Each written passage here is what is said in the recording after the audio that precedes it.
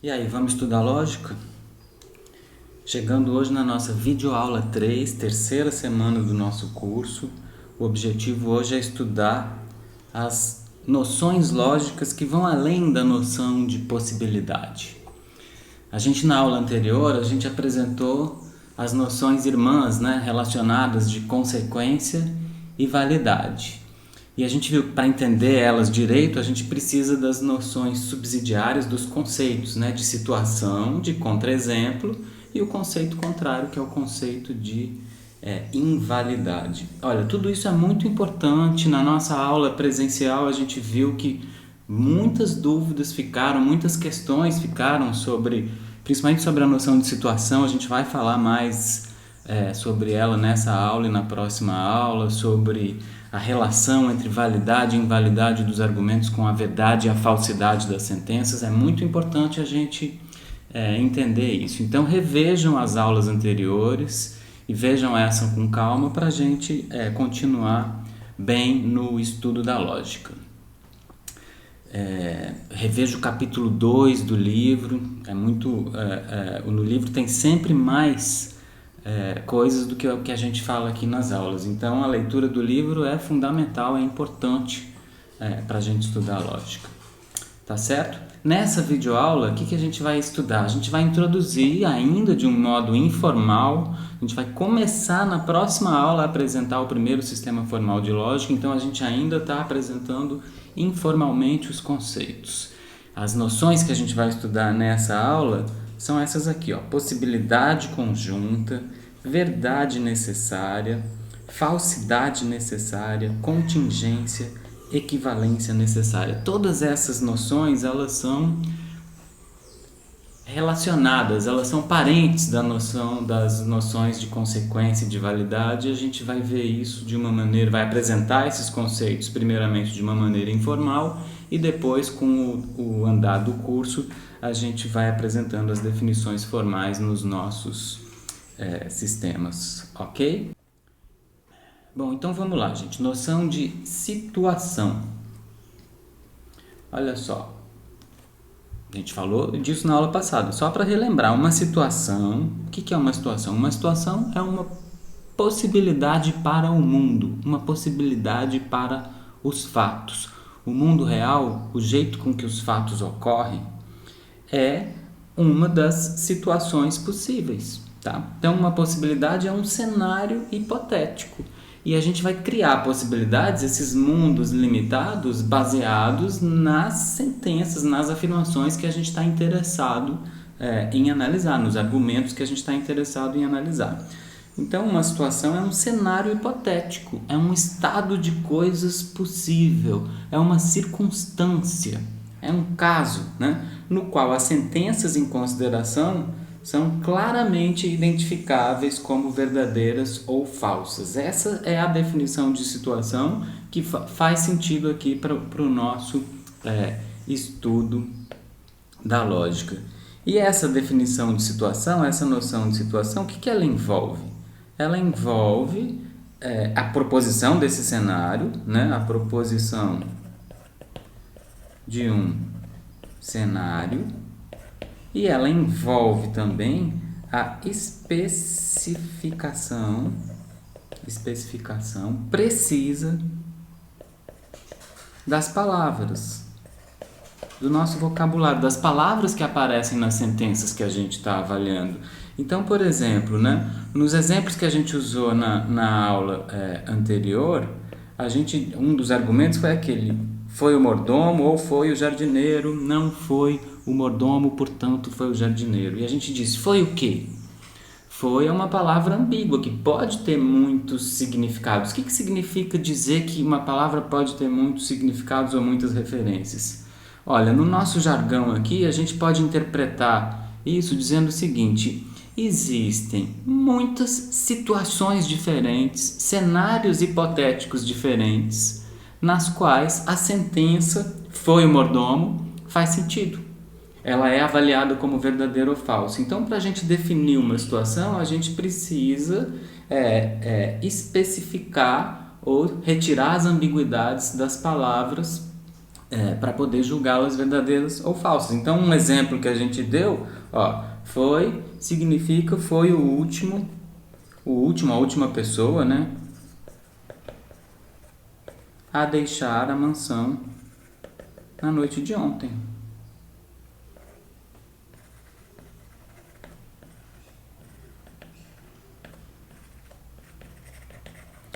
Para a gente definir uma situação, a gente precisa dessas duas coisas. A gente precisa de estabelecer, propor, né, a historinha, o cenário hipotético, a possibilidade para o mundo e definir especificamente a que as palavras ambíguas se referem. A nossa linguagem não se refere ao mundo de uma maneira precisa.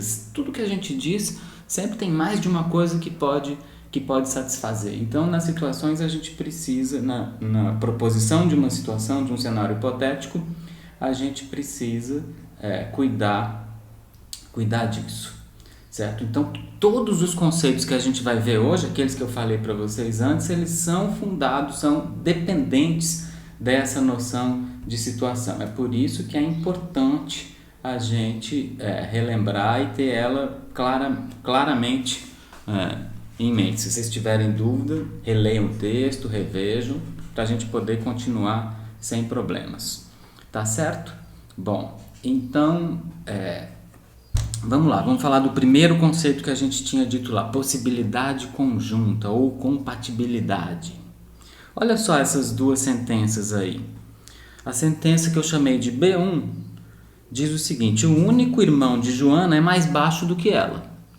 E a sentença B2 diz: o único irmão de Joana é mais alto do que ela.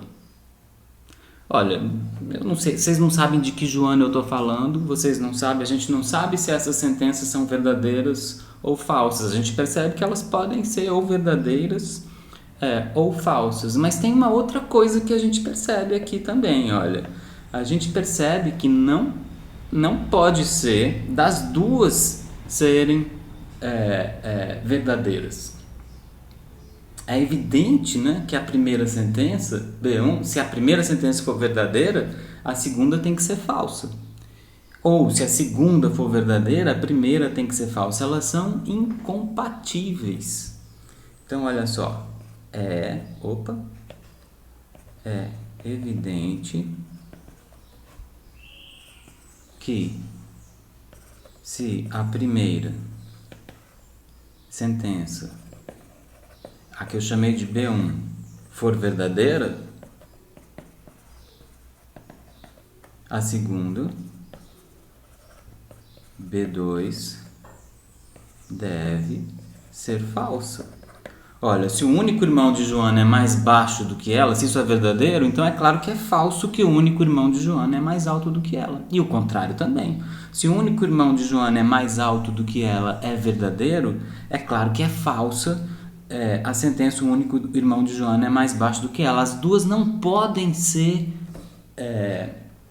ambas verdadeiras. Se uma for verdadeira, a outra é falsa. As duas podem até ser ambas falsas. A primeira, se Joana tiver mais de um irmão ou for filha única, as duas podem ser falsas. Mas o que não pode acontecer é as duas serem verdadeiras. Essas sentenças, elas são incompatíveis. A gente diz o seguinte, olha, B1 e B2 são sentenças incompatíveis uma com a outra. Ou seja, elas não são conjuntamente possíveis. Lembra que eu falei lá na videoaula 1 que a lógica ajuda a gente a reconhecer a mentira, além de reconhecer a verdade? Olha, se alguém começa a falar com você e num momento fala que o único irmão de Joana é mais baixo do que ela, depois mais pra frente na conversa diz que o único irmão de Joana é mais alto do que ela, essa pessoa ou está mentindo ou está enganada, ou se equivocou. Então, esse conceito, o conceito de compatibilidade ou incompatibilidade, de possibilidade conjunta ou impossibilidade conjunta, no caso de B1 e B2, ajuda a gente a reconhecer a mentira. Olha só. Então a gente poderia definir assim, ó. Há sentenças de um grupo são conjuntamente possíveis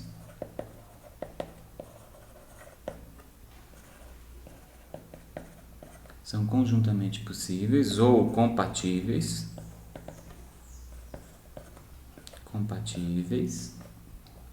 se e somente se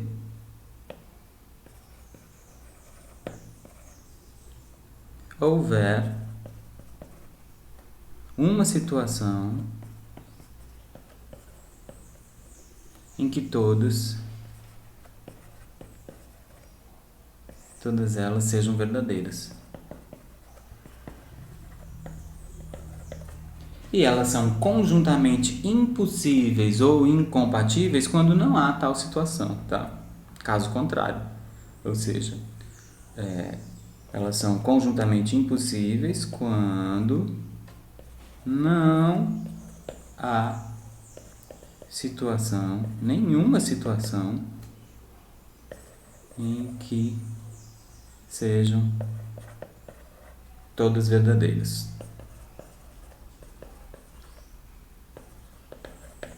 Então, voltando aqui no slide anterior, a gente pode dizer que B1 e B2 são conjuntamente impossíveis ou incompatíveis. Quem diz B1 e B2 caiu em contradição, a gente costuma falar, né, usar esses termos, caiu em contradição. A gente pega na mentira, tá?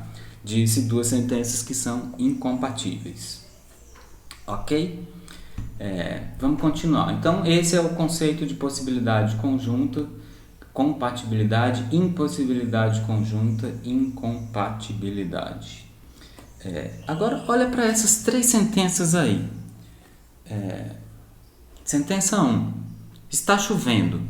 Sentença 2, ou está chovendo ou não está. Sentença 3, está e não está chovendo. Olha, para saber se a sentença 1 é verdadeira ou falsa, a gente tem que olhar pela janela. Pôr a mão para fora, enfim, olhar para o mundo. Agora, o que a gente precisa saber, o que a gente precisa fazer para saber se a sentença 2 é verdadeira? A sentença 2 diz, ou está chovendo ou não está. Vamos considerar que nevando, caindo granizo, vamos chamar isso de chuva, tá? Ou está chovendo ou não está. Olha, o que a gente precisa fazer para saber se essa sentença é verdadeira? A gente não precisa fazer nada. A sentença 2, ela simplesmente não pode ser falsa. Em qualquer cenário hipotético, qualquer situação, qualquer estado de coisas, a sentença 2 vai ser verdadeira. E a sentença 3? A 3, né? Está e não está chovendo. O que a gente precisa fazer para saber se ela é verdadeira ou falsa? De novo, a gente não precisa fazer nada. Por quê? Não é possível estar e não estar chovendo aqui e agora. É possível chover e parar. É possível parar de chover, começar e parar de chover antes de eu terminar essa sentença. Afinal de contas, a gente está em Natal. A gente sabe que a chuva aqui começa e para de maneiras intempestivas. Então a gente olha para a sentença 3 e já sabe que ela é falsa. Por que a gente sabe que ela é falsa? Porque a gente sabe que não é concebível nenhum cenário hipotético, nenhuma situação na qual ela seja verdadeira. Pronto, é isso. Olha, essas sentenças com essas características têm os nomes dos conceitos que a gente falou. A sentença 1, que ela em algumas situações é verdadeira, em outras situações é falsa, está chovendo, em algumas situações é verdadeira, em outras é falsa. A gente chama ela de uma contingência. É uma sentença contingente, ela é uma contingência. Pode ser verdadeira, pode ser falsa. Tá? Em alguns casos é verdadeira, em alguns casos é falsa. Uma sentença como a 2, né, que diz ou está chovendo ou não está chovendo, que diz algo que não pode ser falso, né, ela que jamais será falso, a gente chama de verdade necessária. Ou necessariamente verdadeira, mas verdade necessária é o conceito que a gente está usando aqui. Verdade necessária. não existe situação na qual essa sentença é falsa. E a 3, que é o contrário, na qual que não pode ser verdadeira, que em todas as situações ela vai ser falsa, a gente chama de falsidade necessária. Falsidade necessária. Então, olha só. Vamos colocar aqui as definições. Verdade necessária, só para eu colocar a definição para vocês. Verdade necessária. É o quê? É uma sentença impossível de ser falsa, que não pode ser falsa, verdadeira em todas as situações. Então, é uma sentença impossível de ser falsa. Ela é verdadeira em todas as situações. Uma falsidade necessária, só para a gente colocar o nome aqui, colocar a definição. Falsidade necessária. É o contrário. É uma sentença impossível de ser verdadeira. Sentença impossível de ser verdadeira. Ela é falsa em todas as situações. Ela é falsa em todas as situações. E uma contingência não é nem uma coisa nem outra. A maioria das sentenças são contingências. Uma contingência, ela é verdadeira em algumas situações e falsa em outras.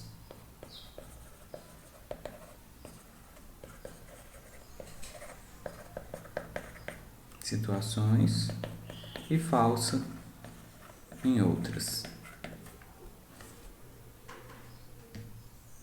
Certo? Olha, é preciso a gente ter um cuidado aqui. Olha para essa sentença. Nenhum ser humano jamais viveu mais do que 150 anos. Olha, essa sentença, nenhum ser humano jamais viveu mais do que 150 anos, ela é verdadeira. E ela jamais foi falsa. Sempre foi verdadeira. Até onde a gente sabe. Mas ela não é uma verdade necessária. Por que ela não é uma verdade necessária? Não é uma verdade necessária. Apesar dela ser verdadeira, dela sempre for verdadeira, da gente achar que é impossível o contrário disso, olha, tem cientistas estudando o prolongamento da nossa vida por centenas de anos. A gente não sabe se eles vão conseguir ou não. Mas se tem cientista estudando isso, é porque a possibilidade da verdade dessa sentença não é descartada. A gente consegue imaginar uma circunstância, uma situação na qual essa sentença seria verdadeira. Ela não é impossível de ser verdadeira. Conseguimos conceber uma situação na qual ela é verdadeira, apesar de ela nunca ter sido verdadeira em todas as situações que ocorreram e na maioria das situações que a gente imagina, ela não ocorrer. Mas ela não é inconcebível. Portanto, ela não é uma verdade necessária. É uma sentença contingente. Na verdade, todas as leis científicas são contingentes. São sentenças contingentes. Elas são verdadeiras, mas poderiam não ser. Os cientistas descobrem as leis científicas. Tá certo? Isso é só uma advertência para a gente tomar cuidado com isso. Tá? Então, vamos lá, mais um conceito. Olha para essas duas sentenças aqui. Joana é filha de Leopoldo. Leopoldo é pai de Joana. Joana poderia ser filha de José, Leopoldo poderia não ter filhos. Essas sentenças, cada uma delas, são contingentes. Dizer que Joana é filha de Leopoldo pode ser verdadeiro e pode ser falso. Em algumas situações é verdadeiro, em algumas é falso. Dizer a segunda, Leopoldo é pai de Joana, a mesma coisa. No entanto, quando a gente olha para elas, a gente percebe uma situação contrária daquela que a gente viu com o irmão da Joana. A situação que a gente percebe aqui é que se a primeira for verdadeira, a segunda também é. E se a primeira for falsa, a segunda também é. Olha, se Joana é filha de Leopoldo, se isso é verdade, é claro que Leopoldo é pai de Joana, é verdade.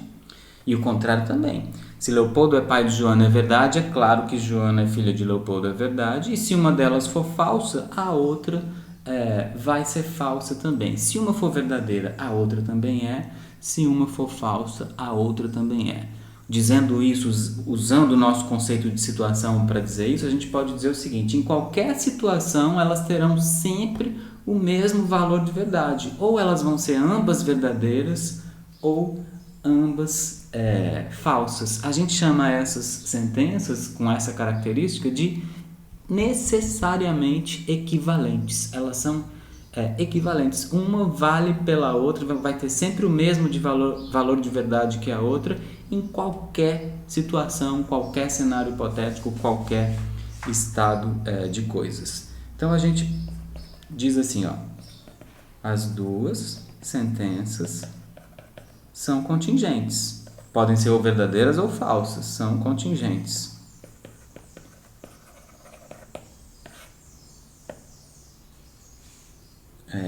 No entanto, e isso quer dizer que elas podem ser, cada uma delas, verdadeira ou falsa.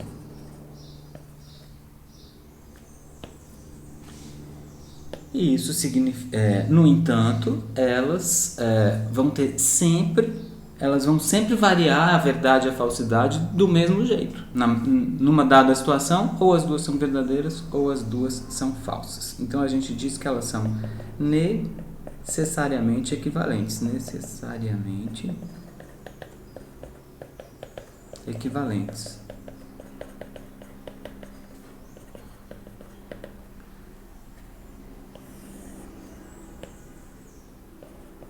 Em qualquer situação,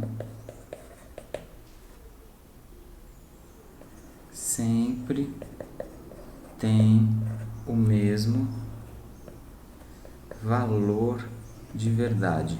Valor de verdade, já para avisar vocês, é uma palavra que a gente usa para se referir a ou o verdadeiro ou o falso. Elas vão ter sempre o mesmo valor de verdade, vão ser sempre ou ambas verdadeiras ou ambas falsas.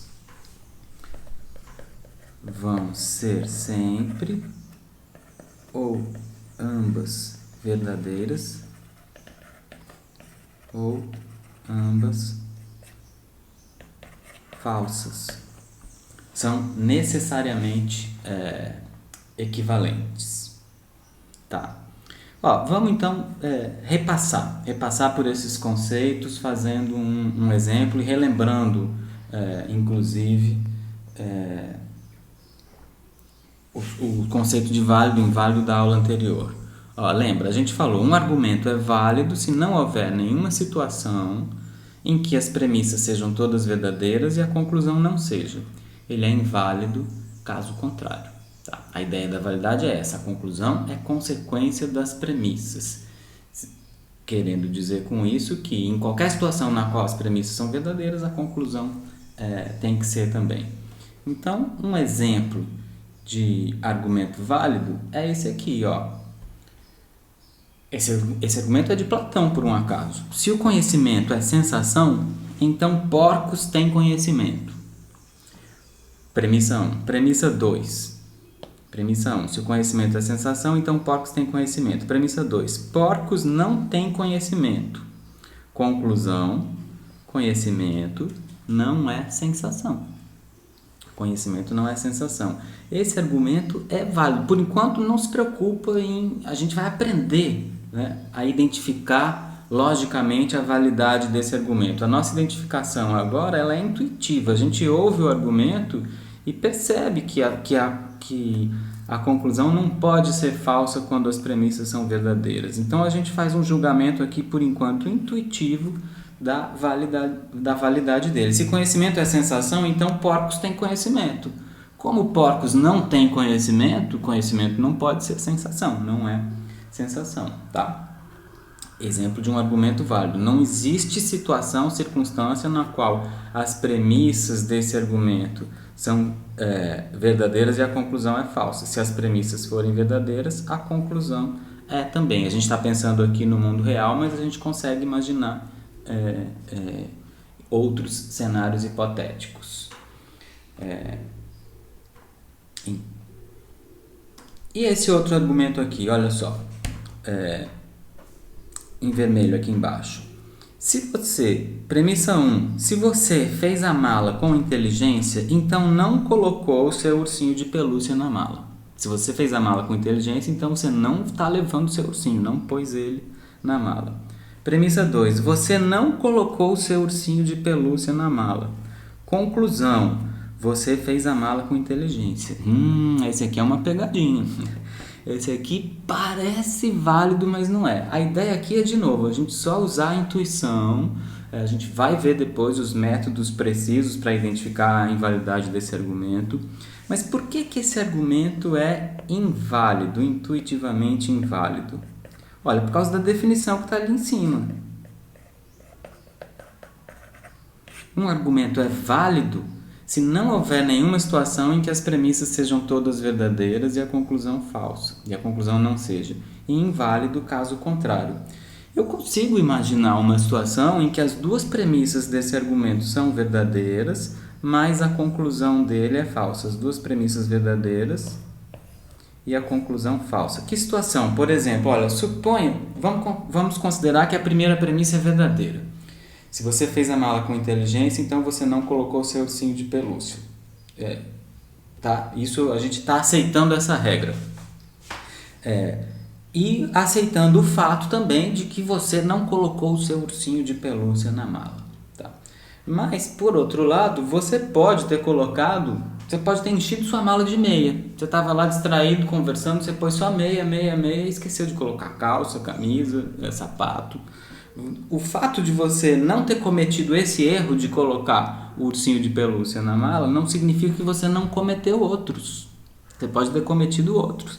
Então, esse argumento é inválido. O fato de você não ter cometido um erro não garante que você não cometeu outros, que você fez a mala com inteligência. Eu consigo imaginar situações em que é verdade que colocar o ursinho de pelúcia na mala significa não ter feito ela com inteligência, na qual você não colocou o ursinho de pelúcia, no entanto, mesmo assim, você não fez a mala com inteligência. Eu sei que ele é inválido porque eu estou aplicando a definição. Eu consigo imaginar uma circunstância, uma situação em que as premissas são verdadeiras e a conclusão é falsa. Aplicando a definição, a gente diz que esse argumento é inválido. Estou só revisando, tá? Estou revisando esses conceitos dessa maneira informal, porque na próxima videoaula a gente já vai começar a tratar deles formalmente. Vamos fazer mais uma revisão aqui, ó. A gente fala desses que a gente falou hoje: verdade necessária, falsidade necessária e sentença contingente. Então, só relembrando as definições, ó. Verdade necessária. Uma verdade necessária é uma sentença verdadeira em todas as situações. Falsidade necessária. Uma falsidade necessária é uma sentença que é falsa em todas as situações. E contingente é uma sentença que não é nem verdadeira, não é nem uma verdade necessária, nem uma falsidade necessária. Ela é verdadeira em algumas situações e falsa em outras. Então, olha só esse exemplo. De uma sentença que é uma verdade necessária. Se os calangos fossem mamíferos, eles amamentariam seus filhotes. Calangos são mamíferos? Não, não são. Mas a gente sabe que a definição de mamífero, a classificação de mamífero, tem a ver com esse comportamento. Eles são, não só com esse comportamento, mas com características fisiológicas que determinam esse comportamento. Se calangos fossem mamíferos, fossem dessa classe de seres, que a gente chama de mamíferos, eles amamentariam seus filhotes em qualquer situação, em qualquer cenário hipotético, essa sentença é verdadeira, mesmo no mundo real, que é um cenário hipotético no qual os calangos não são mamíferos, ok? Essa sentença é uma verdade necessária. Essa outra aqui, exemplo de uma falsidade necessária. Embora Penélope tenha atravessado a estrada, ninguém jamais atravessou a estrada. Olha, se Penélope atravessou a estrada, alguém ou algo, vamos supor que Penélope é uma pessoa, Penélope podia ser um bicho ou qualquer coisa que é capaz de atravessar uma estrada. E eu estou usando a palavra ninguém indica que é uma pessoa, mas vamos ser um pouco mais amplos aqui e imaginar que ninguém incluindo animais, tá? Embora Penélope tenha atravessado a estrada, ninguém jamais atravessou a estrada. Não, se alguém atravessou a estrada, não é verdade. Se Penélope atravessou, alguém atravessou, e se alguém atravessou, não é verdade que ninguém jamais atravessou. Essa sentença não pode ser verdadeira em nenhuma circunstância possível. Tenha Penélope atravessado a estrada ou não, ela é uma sentença falsa. E exemplo de uma sentença contingente, olha só, os elefantes se dissolvem na água. Essa é confusa, né? Claro que os elefantes não se dissolvem na água. Os elefantes são bichos, não são solúveis. Eles têm aquela tromba justamente para pegar a água e esguichar. Eles são altos e para facilitar beber água no chão, eles têm a tromba. Mas, apesar dos elefantes não se dissolverem na água, de ser uma falsidade, é aquela ideia, não é uma falsidade necessária. Ela é falsa, mas a gente consegue imaginar um cenário, eu consigo criar uma historinha de ficção em que elefantes se dissolvem na água. Eles usam aquela tromba para tomar outro tipo de líquido. Eles enfim, se vivem em outro tipo de líquido. Consigo imaginar isso. Então não é uma falsidade necessária. Apesar de ser falsa, apesar de ser esquisita, né? Apesar de ser meio estranho imaginar a verdade dela, ela não é impossível, não é irracional. A gente vai falar sobre isso depois, sobre esse conceito de racionalidade, mas é um exemplo de uma sentença contingente. Eu coloquei 3 exemplos aqui um pouco polêmicos, mas um pouco difíceis, mas para vocês pensarem sobre eles. Depois reassistam, pensam, olhem de novo no livro essa parte. Mais um dos conceitos que a gente viu, revisando aqui. Sentenças necessariamente equivalentes. 2 sentenças são necessariamente equivalentes em qualquer situação, se em qualquer situação tem o mesmo valor de verdade. Ou são ambas verdadeiras, ou são ambas falsas. Então, por exemplo, os elefantes se dissolvem na água. Essa sentença aqui, sentença 1. Deixa eu pôr um número nela aqui, 1. E sentença 2. Se você colocar um elefante na água, ele irá se desmanchar. Olha, essas sentenças são necessariamente equivalentes. Por quê? Porque o significado de dissolver na água é essa disposição para se desmanchar, se desfazer quando entrar em contato com a água. Então elas dizem a mesma coisa com outras palavras, elas são necessariamente equivalentes. Em qualquer situação que uma delas é verdadeira, a outra também é. Em qualquer situação na qual uma delas é falsa, a outra também é. No mundo real, as duas são falsas, tá? Então elas são necessariamente equivalentes. Sim, necessariamente equivalentes. Mas essas aqui, Luiz Gonzaga tocava sanfona. Vou dar um número, 3, sentença 3 e sentença 4. E Jackson do Pandeiro tocava pandeiro. Olha, as duas são verdadeiras. Luiz Gonzaga tocava sanfona, Jackson do Pandeiro tocava pandeiro. Mas elas não são necessariamente equivalentes. Eu consigo imaginar situações em que uma é verdadeira e a outra é falsa. Suponho que Luiz Gonzaga não tocasse sanfona, fosse um zabumbeiro muito famoso. E Jackson do Pandeiro tocasse pandeiro. Uma seria falsa e a outra verdadeira. Então elas não são equivalentes. Apesar das duas serem verdadeiras, elas não são necessariamente equivalentes. Tá certo? Revisando mais um conceito aqui. Só um minuto. Pronto. Conjuntamente possível, conjuntamente impossível, ou compatível e incompatível. Uma coleção de sentenças é conjuntamente possível, ou as sentenças dessa coleção são compatíveis, se houver uma situação em que todas elas sejam verdadeiras e ela é conjuntamente impossível, a coleção ou as sentenças dessa coleção são incompatíveis, caso contrário, caso não haja nenhuma situação em que todas elas sejam verdadeiras. Então, se a gente, por exemplo, pegar essas duas sentenças, foi o mordomo e foi a babá. Foi o mordomo é uma sentença, foi a babá é outra sentença. Só isso, não estou dizendo que foi. Essas duas sentenças, elas são compatíveis. Eu consigo imaginar interpretações para a palavra foi, no qual pode ter sido os dois. Olha, os dois podem ter matado o patrão junto. Foi não precisa ser o último a sair da mansão. Tá? Se foi significa o último a sair da mansão, essas sentenças não poderiam ser, mas eu estou simplesmente dizendo foi o mordomo, foi a babá. Essas sentenças, ambíguas do jeito que estão escritas, elas são compatíveis. Alguém que disse as duas não necessariamente está mentindo, depende do que foi, do contexto que a gente usa para interpretar a palavra foi. Agora, olha essas duas aqui, pronto. O mordomo foi o último a deixar a mansão ontem, a primeira delas, e a outra, a babá foi a última a deixar a mansão ontem. Essas duas são incompatíveis, porque se foi um, não pode ter sido o outro. Se uma for verdadeira, a outra é falsa. Elas não são conjuntamente possíveis, elas são conjuntamente impossíveis. Esse conjunto aqui dessas duas sentenças, a gente diz que ele é um conjunto conjuntamente impossível. Feio isso, né? As sentenças desse conjunto são incompatíveis. E essas duas aqui são compatíveis.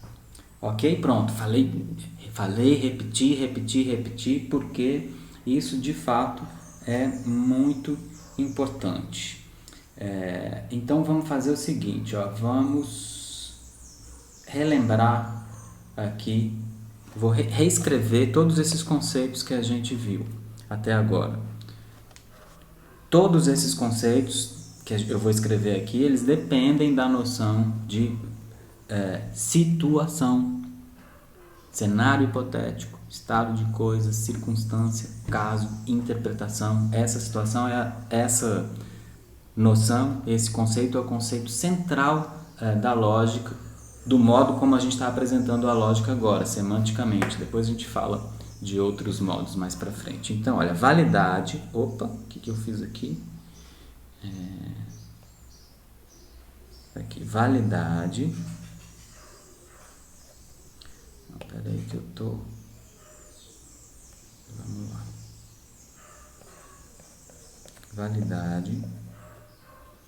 Invalidade. Validade de argumentos, invalidade de argumento. Verdade necessária. Falsidade necessária.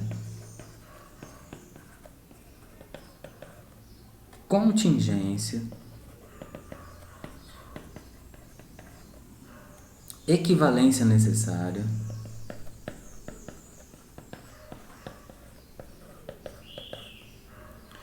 Compatibilidade ou possibilidade conjunta.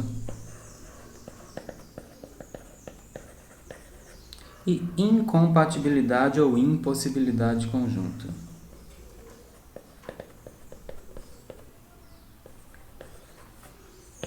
Olha, todos esses conceitos da lógica aqui são o quê? São modos de classificar sentenças e argumentos. É isso que a gente faz em lógica. A gente classifica as sentenças, as relações entre as sentenças e os argumentos. Modos de classificar sentenças e argumentos. A gente usa a classificação validade e invalidade para argumentos. Alguns argumentos vão ser válidos, outros vão ser inválidos. A gente classifica eles com essas com esses conceitos. Verdade necessária, falsidade necessária e contingência, a gente classifica sentenças individualmente. Uma determinada sentença vai ser uma verdade necessária ou uma falsidade necessária ou uma contingência. Equivalência necessária, incompatibilidade e compatibilidade são classificações de grupos de sentenças, não necessariamente argumentos. Um conjunto de sentenças. As sentenças do grupo vão ser ou não necessariamente equivalentes, elas vão ser compatíveis ou incompatíveis, tá? O importante da gente lembrar é que todas estas noções dependem da noção de situação.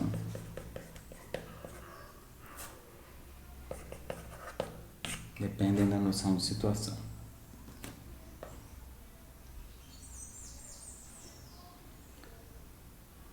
Que é a noção central da lógica do ponto de vista semântico da sua aplicação, da lógica como a gente está apresentando ela aqui. Então, qual é uma consequência desse fato? Olha, se eu e você, se a gente discordar, se nós discordarmos sobre quais situações são aceitáveis e quais não são, se a gente discordar sobre o que a gente pode ou não considerar como uma situação, a gente vai ter modos diferentes de fazer essas classificações. A gente precisa concordar sobre o que é ou não uma situação, o que é aceitável ser considerado uma situação ou não, para a nossa classificação dada por esses conceitos aqui, concordar também. Tá? É por isso que às vezes os lógicos discordam uns com os outros, porque eles definem situação de modos, ou concebem as situações admissíveis de modos divergentes, tá certo? Então, vamos escrever isso aqui.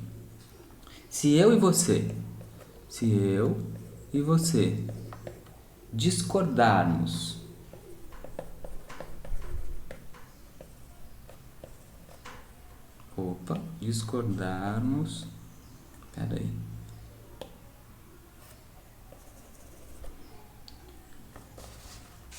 sobre quais situações são aceitáveis,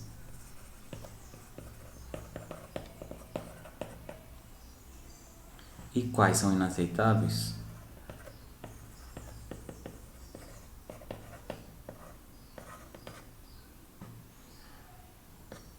nós vamos aplicar estas classificações de modos diferentes.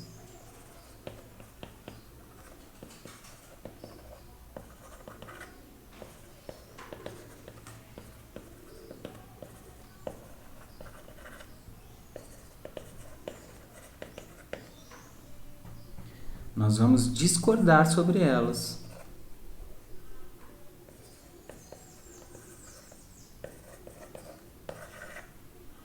Ou seja, nós teremos diferentes lógicas.